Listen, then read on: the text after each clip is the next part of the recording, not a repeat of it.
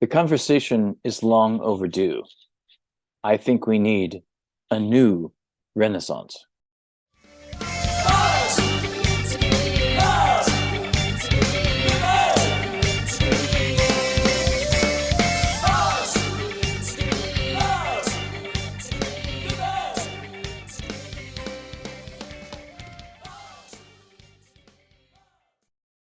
Hello, this is Dan, Now Man, Niswander, and you are watching and listening to the Now Man Show.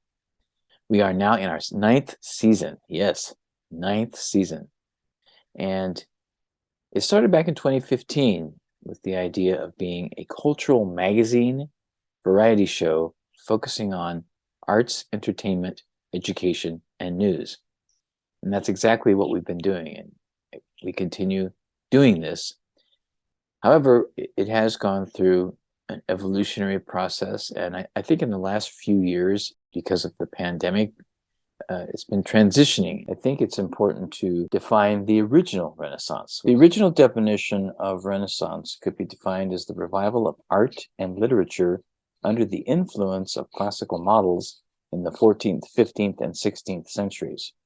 Of course, it also includes music and also philosophy, public discussion. There's a lot of things that really fall under the definition of Renaissance, and it literally means rebirth. So there's an element of enlightenment in it as well. And different aspects of it, for instance, would be the rebirth of naturalism, perspective and depth in art, non-religious themes, more privately owned art, and advancements in new technology like the printing press, and a shift in balance of power amongst the elites in Europe. And all of these different aspects can be a part of the next Renaissance or a new Renaissance, but of course in a more modern context. Let's get into that next. Well, this is Niswander with the Now Man Show. I'm here with Congressman Kucinich. Thank you for being on the Now Man Show. Thank you. It's good to see you. I think we need a new Renaissance. What can we do together to help make this world a better place? Well, if we look back to the first historical Renaissance in which people celebrate, it was a celebration of the human spirit, the human mind, of consciousness, of our ability to express ourselves in music and in song and paintings and in literature, are growing into our own multidimensionality. And I think that every historical epic requires each of us to recreate the spirit of the times and to become attuned to those sentiments which formed that Renaissance period, which gave people a feeling of joy in living and of the power of human expressiveness. But that really comes from an awareness that this inherent joy, which is our birthright, should not be muffled or stunted by the world, that we need to use it as a springboard to recreate the world in a way that is joyous. Congressman Kucinich made some interesting points there. He talked about the celebration of consciousness and our ability to express ourselves, which he tied into the original Renaissance, which he said that we should become attuned to the sentiments that formed the original Renaissance. And how do we connect with that in the current context of a new Renaissance? Well, this is something I want to get back to later on in the episode, because I think it's part of solutions and solving problems and that kind of thing. And generally speaking, whether you're talking about an individual situation or a collective one as a whole, whenever there are problems, and I'm keeping it very simple here, it's always important to understand what those problems actually are so that you can begin to solve them.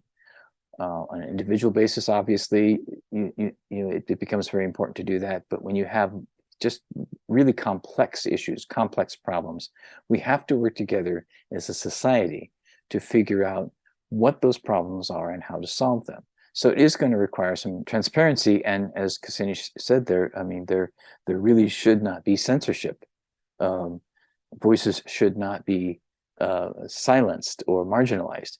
And we should use the idea of a renaissance as a springboard to solve these problems, and deal with these issues, so that we can have solutions, and then we can celebrate. And that is how I want to end this particular episode, in a celebratory mode. But first, let's deal with some issues. This next segment is a bit controversial for some people. Ed Dowd is a former fund manager for BlackRock, which is a very large financial institution. He's so successful in his analysis of data and how to work with assets that he did increase a certain fund from $3 to $14 billion, and BlackRock's total assets are about 180 billion at least. He wrote a book called Cause Unknown, and it is basically his analysis of data showing that something doesn't quite add up in the last several years here during the pandemic. It seems like the government working with big pharma and maybe other institutions, other big corporations, big tech, etc. It seems that something's being covered up, and the only thing he can come up with that he thinks it could be are the COVID-19 vaccines. So again, this is very controversial. So I'm going to watch this clip now and hear his evaluation in conversation with podcaster Aubrey Marcus. What disturbs me the most is that the country at large doesn't seem to have a memory.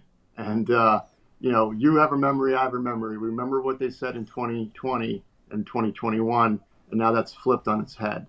And they don't want to look at what's going on right in front of them. And in my book, I conclude with, I don't go into the who or why. That's not helpful. I just want to establish it's happening. But what I do say is, at this point, the data that I see, clearly global governments and health authorities see the same data, and they're not talking about it. And the question is why. So there's a cover-up of something going on. I believe it's the vaccines.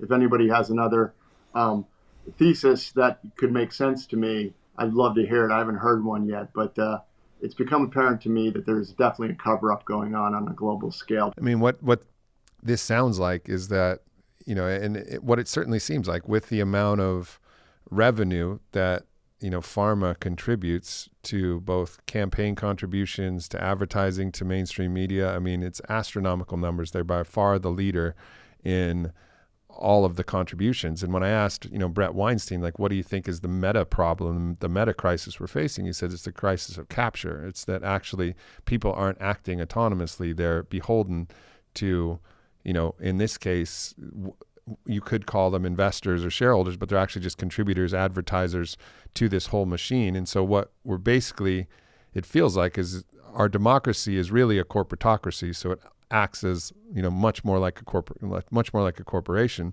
And as you said, when a corporation is facing fraud, then there's a regulatory body that ultimately goes in, investigates, and finds out what's happened, and then whatever penalties are levied on that, which, by the way, has happened many times to all of these big pharma companies. They've been fined $2 billion, $1 billion. Like, you look at the whole list, there's not one that has a clean record of not being caught for fraud, right? So let's just establish that all pharma has already been caught for fraud. But it seems like our whole government is now as acting like one giant corporation participating in fraud, except they're the regulators as well. So like, how is this actually, if they continue to control the narrative and nobody's going to catch them, I mean, is it possible that the government could continue to just double down, and this corporatocracy could just carry on, and there'll just be a small, ostracized and kind of scapegoated group of individuals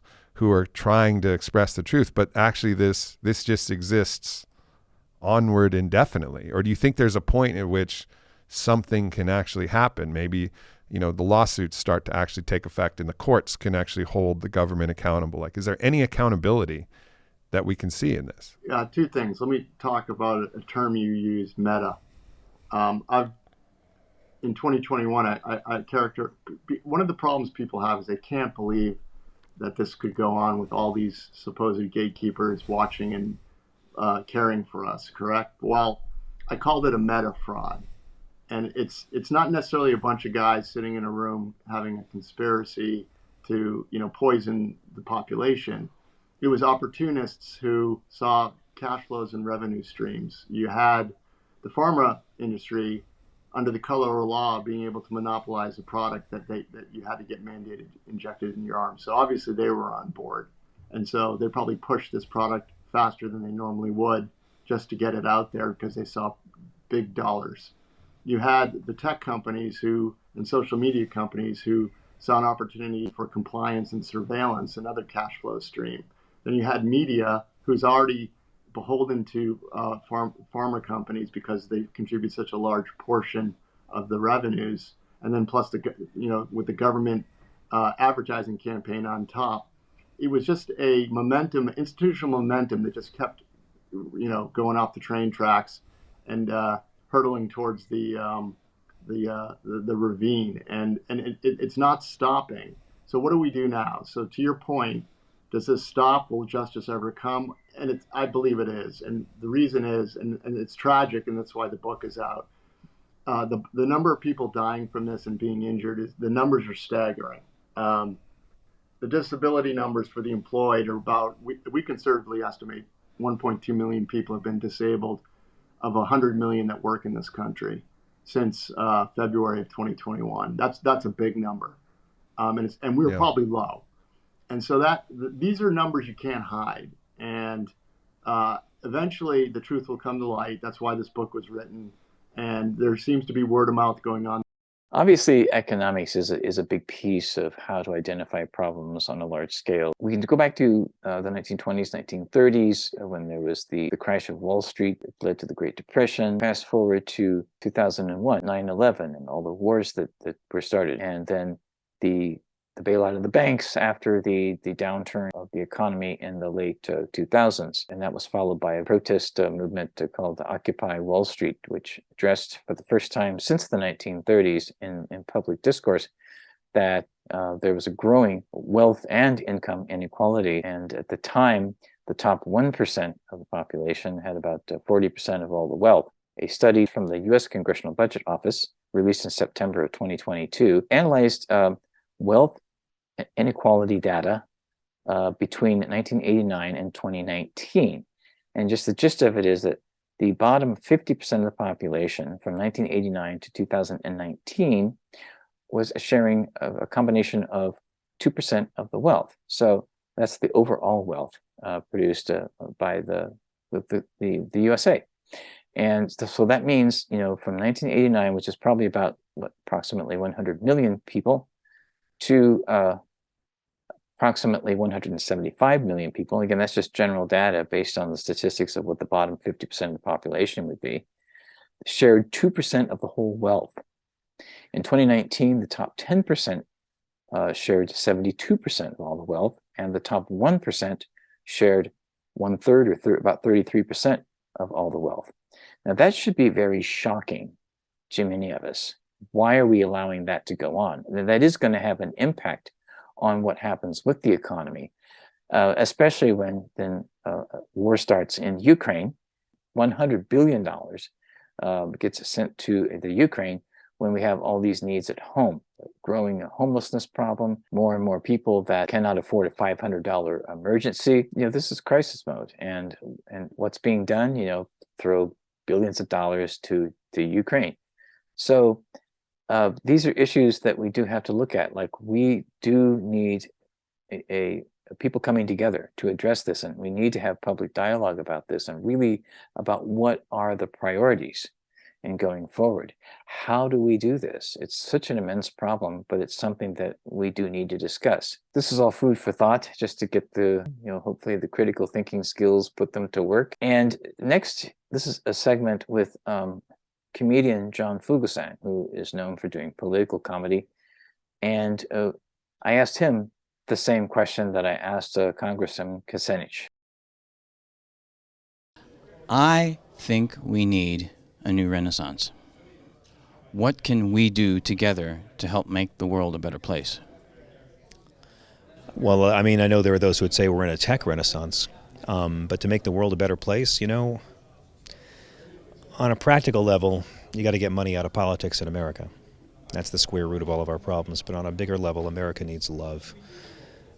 We need more love in our hearts. We need more love we give to others. We need to receive more love from others. And I think that only when love can replace the anxiety and fear and competitiveness and strife that defines American life for so many of us, can we have the kind of society where someone won't feel so desperate enough that they'll want to take a gun and hurt a lot of people, where they'll want to outsource jobs and decimate a community, where they'll want to put low-income people in prison for consensual crimes that don't hurt anyone.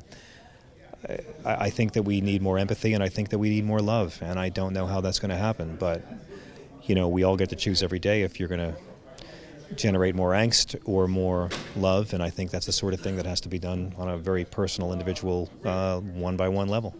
I agree, and we can start doing that right now. Joe Martino is a podcaster with the website called Collective Evolution.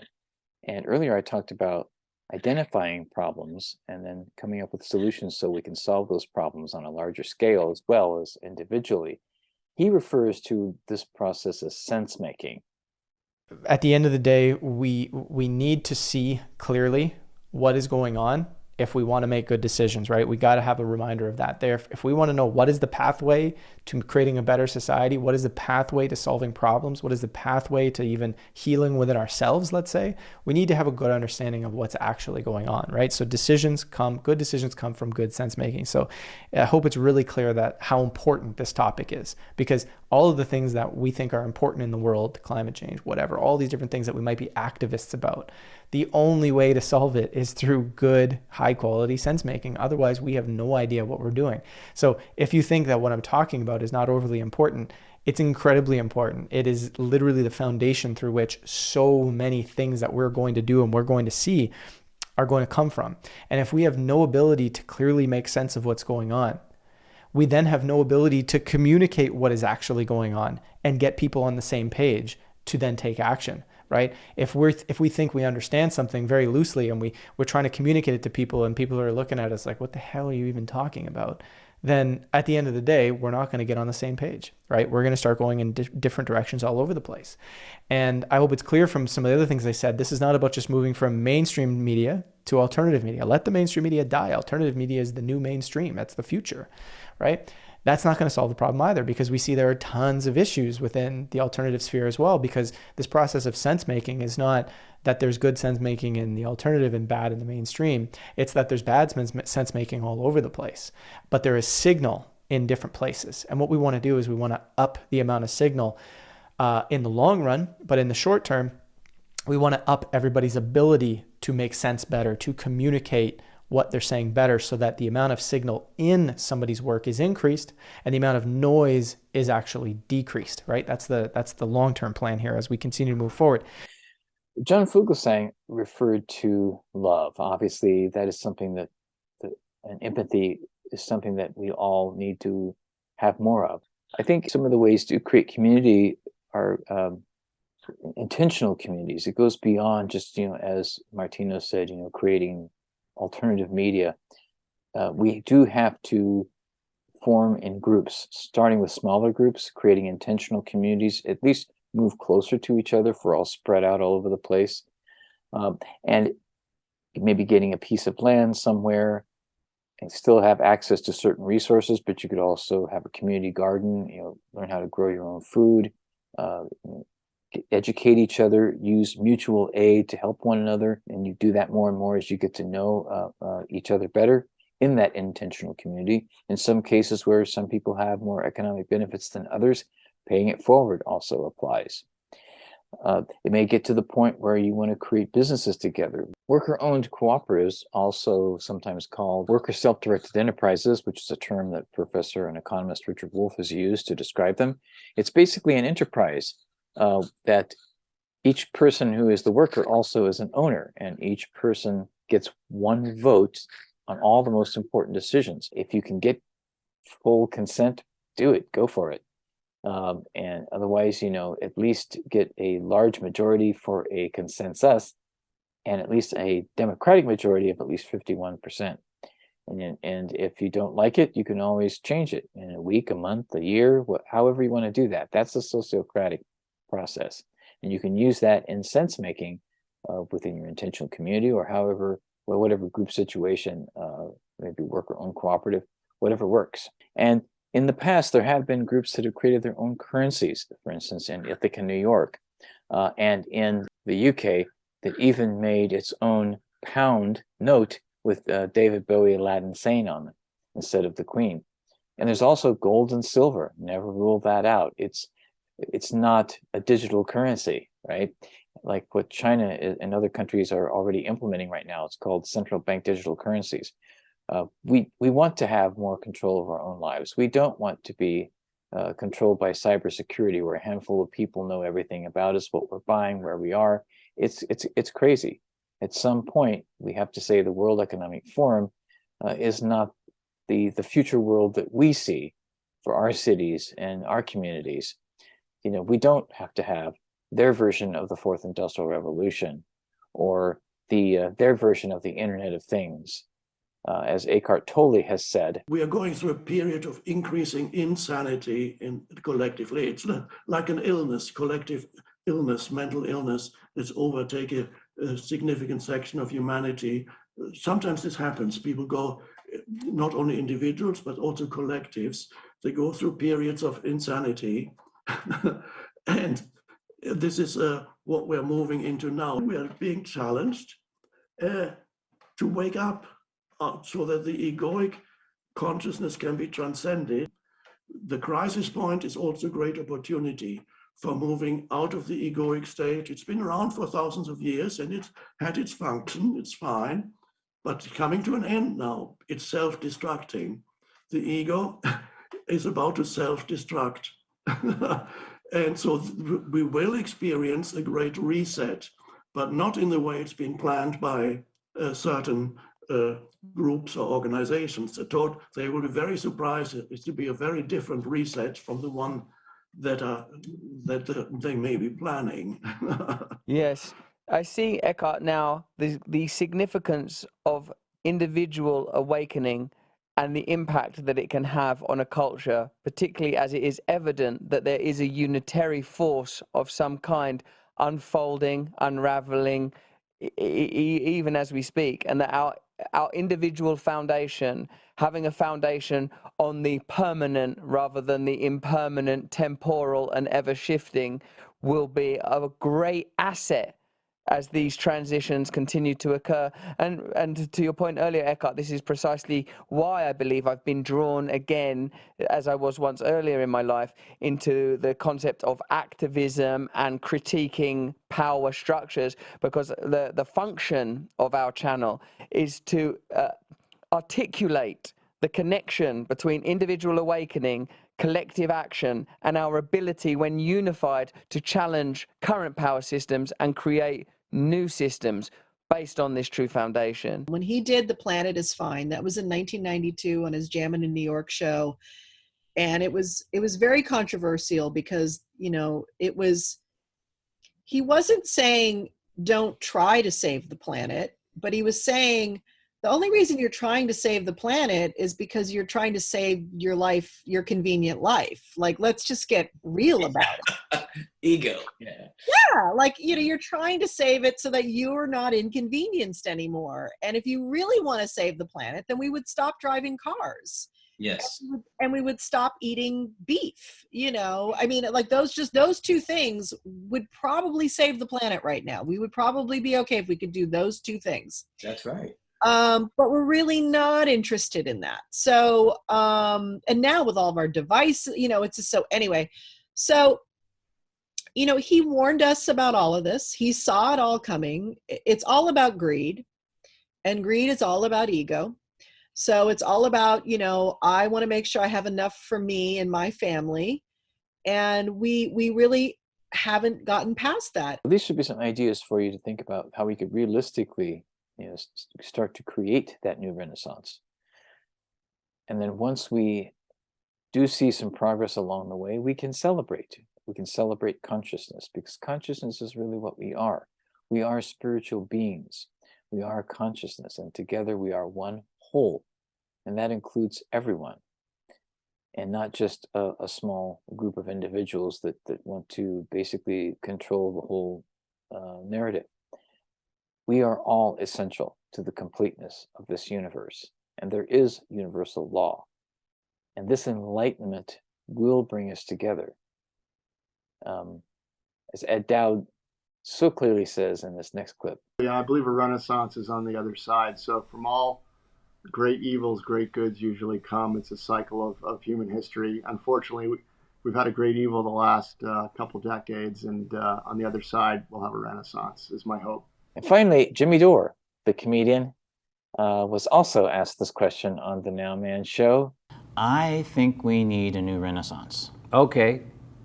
What can we do together to make the world a better place? I think more Renaissance fairs. That would help. People always like, would ye like some chicken on a stick? You know, something like that. What can we do to bring the world together? Maybe we should do one of those hands across the world. Remember we did Hands Across America? Remember that? Right. We are the world. Maybe something like that. Maybe we get some, maybe Beyonce and Jay-Z could put together something like that. I have no idea how we can bring people together. I really don't. I would say music. Yeah. Right? Yeah. Comedy's too cultural. Music kind of transcends. That's true. That's a very good point. Literally, the Renaissance is also about the arts. It is also about the expression and sharing that with others, because it is vital that we have interesting culture, not a mediocre one, that stimulates our imagination and brings more joy into our experiences. So let's celebrate. This is a new song. Quite appropriately, the song is called A New Renaissance. Until next time, this is Dan, Now Man, Niswander. Stay present in the moment, now and always.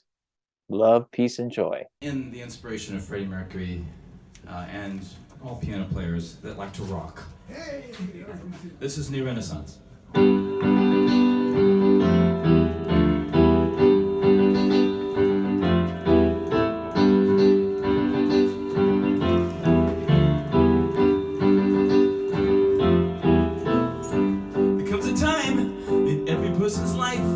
Something seems to be missing. The society of human behavior is on the brink of insanity, with a passion for hope and not just to cope with persistent pessimism.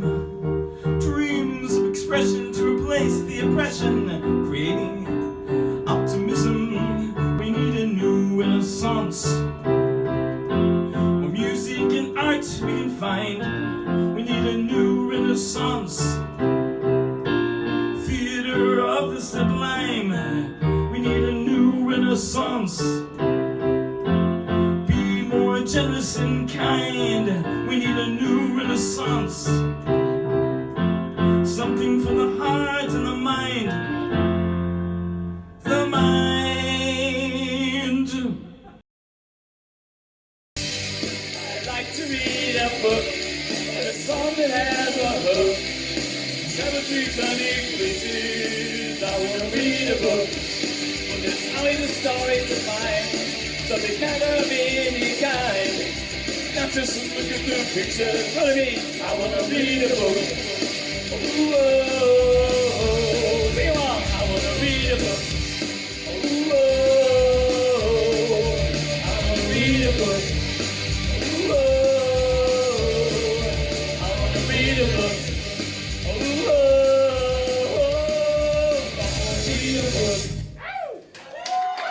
Thank you very much. I love you. Matt Fetcher.